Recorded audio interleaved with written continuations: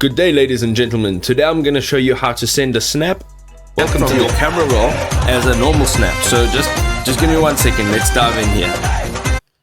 Alright, we're back. So what we're going to do is we are going to first go ahead on the bottom of your screen. You are going to find that there's a little magnifying glass. This is your search icon. Now, if you can't find it here, you want to go over to the right hand side and scroll all the way through all of these filters.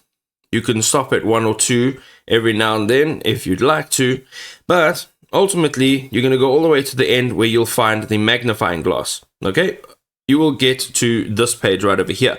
Now what you want to do on this page is use the search bar on the right hand side, and here you want to search for green screen. So let's go ahead, green space screen, and tap on search.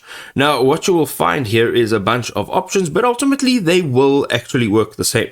So go ahead and click on the most recent option. So that's this one right over here at the top, and here you will be able to see right at the top, this is the first photograph. This one over here, this is the first photograph in my camera roll.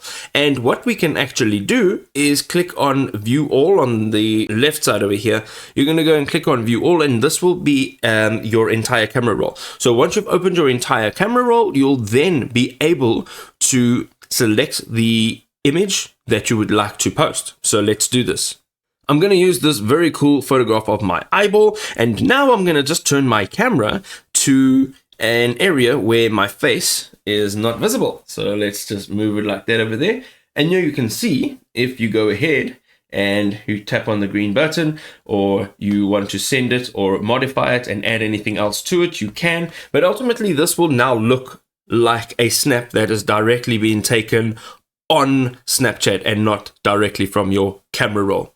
I hope this was helpful.